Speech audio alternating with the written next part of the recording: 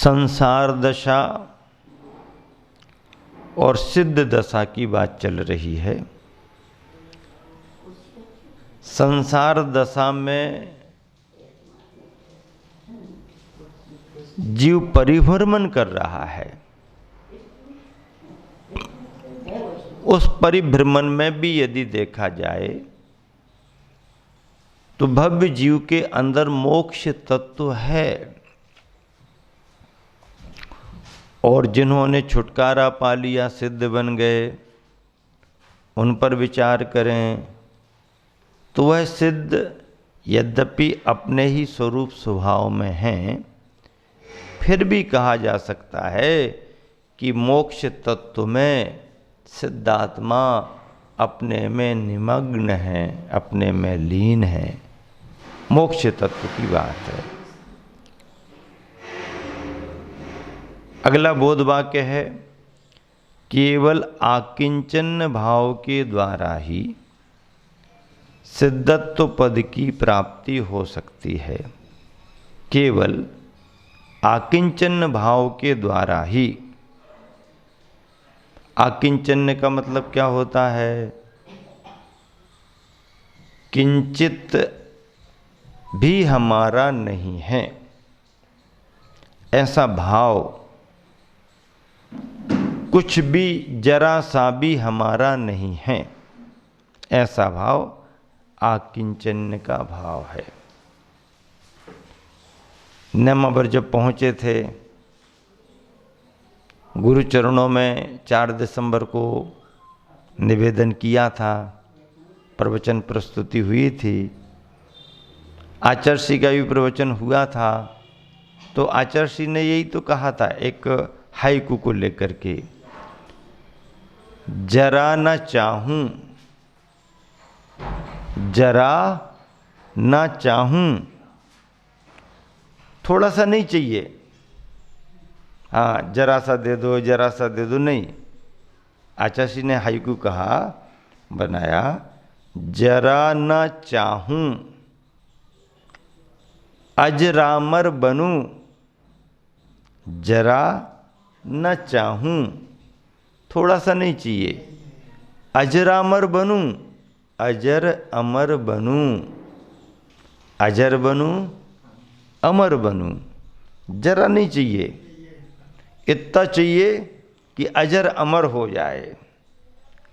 अजरामर बनूं, जरा न चाहूं। 5 अक्षर। अजरामर बनूं, 7 अक्षर। फिर 5 अक्षर के लिए क्या कहा गुरुवन ने? नजर चाहूं, आपकी नजर पड़ती रहे, नजर चाहूं। जरा न चाहूं, अजरामर बनूं, नजर चाहूं। क्या बात है, कितनी बढ़िया व्याख्या। इसी हाइकू पर आचार्य ने अपना संदेश दिया। तो यहां पर भी क्या कहा जा रहा? केवल आकिंचन भाव के द्वारा ही सिद्धत्व पद की प्राप्ति हो सकती है। आकिंचन भाव। आकिंचन भाव का मतलब क्या?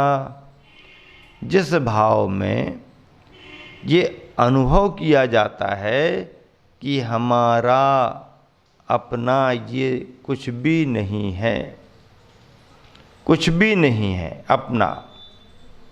ना मैं किसी का करता हूँ, ना मेरा कोई कर्म है, ना मेरी ये कृतियाँ हैं, इन सब में ना मेरा स्वामित्व है, ना कर्तृत्व है, ना भोक्तृत्व है।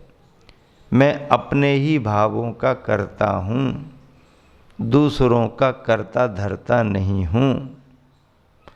और जिन भावों को किया जा रहा है वह विभाव भाव भी मेरे नहीं हैं, कसाय भाव भी मेरे नहीं हैं। जब विभाव भाव कसाय भाव ही मेरे नहीं हैं, जो अंतरंग में जीव से जुड़े हुए हैं, तो फिर बाहरी 8 कर्म आए हुए हैं वो, फिर शरीर आया हुआ है वो, फिर और इतना सारा 9 कर्म ये लगा हुआ है वो, ये तो हमारे हैं ही नहीं, ये तो पहले ही से अलग दिख रहे।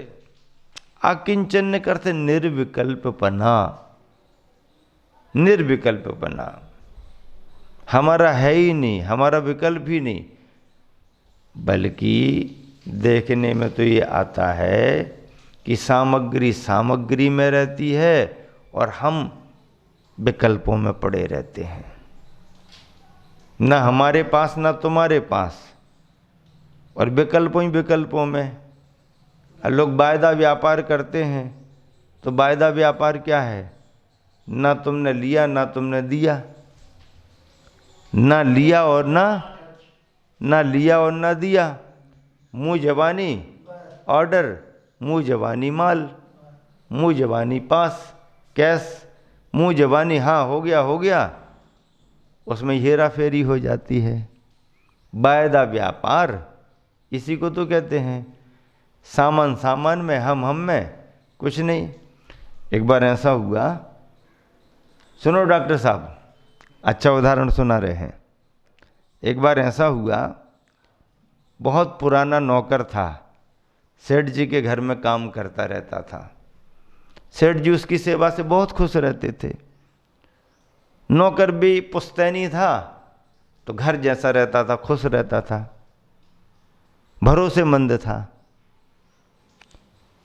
एक समय ऐसा हुआ कि दीपावली की सफाई चल रही थी और वही पुराना बूढ़ा आदमी साफ सफाई कर रहा था। थोड़ा धोखा हुआ और जो पुरानी घड़ी रखी हुई थी उठा के रखने में वो घड़ी गिर गई और फूट गई।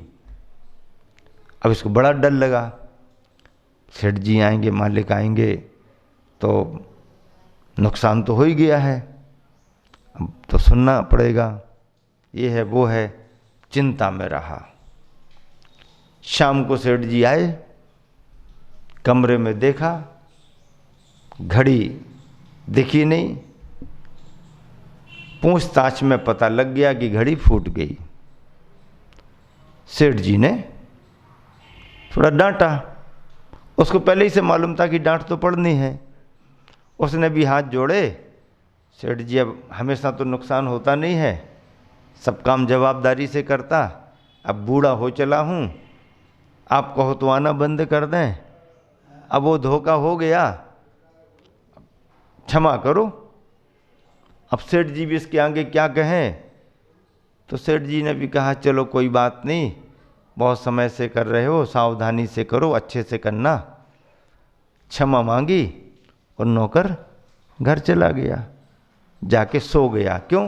क्योंकि बात आई गई, अपन ने अपनी बात बता दी। सेठ जी ने कहा ठीक है। अब सेठ जी को रात भर नींद नहीं आई। पुरानी घड़ी, कीमती घड़ी, पुरानी घड़ी, कीमती घड़ी, पुरानी घड़ी, कीमती घड़ी, रात भर नींद नहीं आई सेठ जी को। सेठ जी ने सोचा अरे भाई, वो तो हाथ जोड़ करके क्षमा मांग के गया, वो तो सो रहा होगा, अपना नुकसान हुआ है, चिंता तो हमको है, कोई बात नहीं। सेठ जी होशियार थे, देखते हैं उसको आने दो। अगले दिन फिर आया, दिन भर काम किया, शाम को जाने लगा। सेठ जी समय हो गया, हम जा रहे।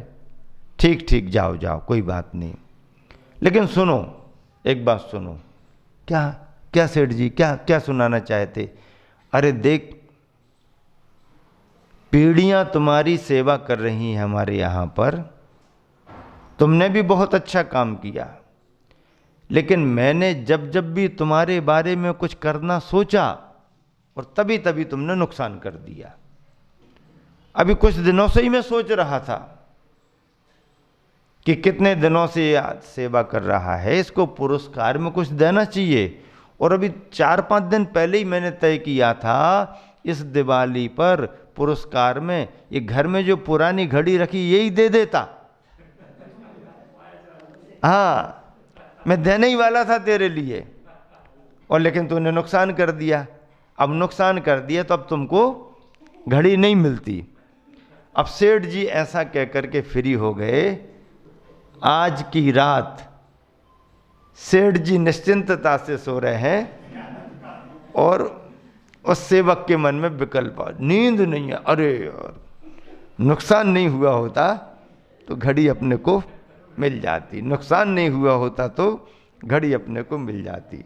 रात भर विकल्पों में पड़ा, नुकसान नहीं होता तो घड़ी अपने को। पहले दिन सेठ जी को नींद नहीं आई और नौकर आराम से सो रहा, क्योंकि घड़ी में सेठ जी की मान्यता थी, मेरी घड़ी फूट गई, मेरी घड़ी फूट गई, मेरी घड़ी फूट गई। तो घड़ी में सेठ जी का मन जुड़ा था, सो सेठ जी को नींद नहीं आई। अगले दिन सेठ जी ने अपना मन घड़ी से निकाला और उसके मन को जोड़ दिया, नुकसान नहीं करता तो ये घड़ी तेरे को मिल जाती। अब जब उसका मन जुड़ गया घड़ी से तो उसको रात भर नींद नहीं आई, सेठ जी आराम से सोते रहे। घड़ी ना सेठ जी के पास है और ना नौकर के पास है, घड़ी तो फूट गई, घड़ी तो गई, घड़ी तो दोनों के पास नहीं है, लेकिन सेठ जी का मन जुड़ा, मेरी घड़ी फूट गई, मेरी घड़ी फूट गई, मेरी घड़ी फूट गई। तो रात भर उनको नींद नहीं आई। और जब सेठ जी ने नौकर के लिए कह दिया कि घड़ी फूटी नहीं होती तो तुम्हारे को मिल जाती, और ये फूटी नहीं होती तो हमको मिल जाती, फूटी नहीं होती तो हमको मिल, नौकर को नींद नहीं आई। कहने का मतलब यह है कि वस्तु अपनी जगह ही रहती है, मन का विकल्प जिससे जुड़ता है, जिससे जुड़ता है उसी के लिए इष्ट और अनिष्ट होने लगता है। हम ना ले सकते हैं, ना ले जा सकते हैं, ना लाए हैं। कोई लाता है क्या? कोई ले जा सकता है क्या? नहीं। सब अपनी अपनी जगह है। तुम्हारी मान्यता में है, तुम्हारे स्वामित्व में है, तुम्हारी हो गई। जिस दिन से तुम्हारी मान्यता खत्म हो जाएगी, तुम्हारे स्वामित्व से निकल जाएगी, वस्तु किसकी है? किसी न किसी के पास जाएगी, कहीं ना कहीं रहेगी। इसका मतलब ये है कि मन के जो विकल्प होते हैं, उन छोटे से छोटे विकल्पों से भी छुटकारा पा लेने का नाम आकिंचन्य है। और इस आकिंचन्य भाव को 10 धर्मों में आकिंचन्य धर्म के रूप में स्थान भी है। गुरुवर आचार्य क्या कह रहे हैं यहाँ पर? केवल आकिंचन्य भाव के द्वारा ही सिद्धत्व पद की प्राप्ति हो सकती है। हल्कापन, हल्कापन, मन का हल्कापन, शरीर का हल्कापन नहीं। शरीर के हल्केपन और भारीपन से कोई मतलब नहीं है, मन का हल्कापन होना चाहिए। तो इस तरह से मन का बोझ मन के विकल्पों से आता है, और विकल्प तो गृहस्थ के जीवन में स्वाभाविक हैं। विकल्प मुक्त गृहस्थ का जीवन है ही नहीं। महाराज जी उतने निर्विकल्प नहीं हो पा रहे तो गृहस्थ कहाँ से निर्विकल्प होगा? निर्विकल्प होने का रास्ता है ये। गृहस्थी में जो सुबह शाम के आरंभ सारंभ कार्यों में लगा हुआ है, घर परिवार के साथ है, दुकान धंधे से लगा हुआ है, नौकरी खेती बाड़ी से लगा हुआ है, वो सोचे कि हम एकदम बिल्कुल महाराज जियों जैसे निर्विकल्प हो जाएं, हमें जरा सा भी कोई विकल्प ना रहे, ऐसा कैसे संभव है? नहीं नहीं महाराज जी, आप तो ऐसा मंत्र बता दो कि बिल्कुल निर्विकल्प हो जाए हम। ये हमारे पास तो ऐसा कोई मंत्र नहीं है। ऐसे ही एक विद्वान गुरुवर आचार्य के पास पहुंच गया। गुरुदेव, हमने बहुत स्वाध्याय कर लिया, मन में शांति नहीं आ पा रही, बहुत आकुलताएं चिंताएं बहुत रहती हैं। आप तो कोई ऐसा सूत्र बता दो कि जिसके पढ़ने मात्र से हमारा मन निर्विकल्प हो जाए, हाँ, बहुत स्वाध्याय कर लिया हमने, फिर भी हमारा मन निर्विकल्प नहीं हो पा रहा। बहुत स्वाध्याय कर लिया, फिर भी हमारा मन निर्विकल्प नहीं हो पा रहा। अब आचार्य क्या बताएं? आचार्य क्या बताएं? कौन सा सूत्र बताएं? सारे ग्रंथ तुमने पढ़ लिए? नहीं नहीं आचार्य, ग्रंथ तो हमने पढ़ लिए, आप शास्त्रों की बात मत करो। आप तो कोई ऐसा सूत्र बताओ जिससे हमारा मन एकदम निर्विकल्प हो जाए। तो आचार्य सिंह का एक सूत्र है, सुनो, ध्यान से सुनो। क्या कहा आचार्य ने? देखो, 3 बातों का ध्यान रखो, चेक, चाबी और चिट्ठी से दूर हो जाओ। क्या कहा? चेक, चाबी और चिट्ठी, इससे दूर हो जाओ, सारे विकल्प खत्म, सारे विकल्प खत्म। सारे विकल्प चेक, चाबी और चिट्ठी से जुड़े हुए हैं। चेक, चेक कर लो अच्छे से चेक को, बराबर है कि नहीं है? हाँ, चेक करो चेक को, चेक लगा हुआ है। चाबी हाथ नहीं लगाना है, बिना पूछे क्यों हाँ चाबी उठा ली तुमने? हाथ नहीं लगाना, बार बार पकड़ के हिला के देख लो अच्छे से लगा कि नहीं लगा। चाबी और चिट्ठी, अब चिट्ठी का जमाना खत्म हो गया, मोबाइल। चेक, चाबी और चिट्ठी से दूर हो जाओ, अपने आप विकल्प खत्म हो जाएंगे। पंडित जी ने सुना, अचरज में पड़ गए। शास्त्रों का सार किस तरीके से आचार्य ने 3 शब्दों में जोड़ दिया। पूरा सार है, निर्विकल्पता का सार है।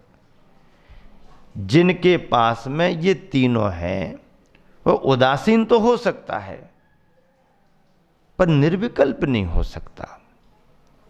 उसका अपना स्वाध्याय है, तत्व का ज्ञान है, धर्म को समझता है, तो सब कुछ होने के बाद थोड़ा समता भाव तो रख सकता है, लेकिन एकदम निर्विकल्प नहीं हो सकता, क्योंकि ये विकल्प के कारण बनते ही हैं। इसलिए उन्होंने पूछा कि ऐसा कोई सूत्र बताओ जिससे निर्विकल्प हो जाए, तो गुरुवर ने कह दिया, चेक, चाबी और चिट्ठी से दूर हो जाओ, अपने आप सारे विकल्प समाप्त हो जाएंगे। बचा ही नहीं है कुछ, बचेगा क्या?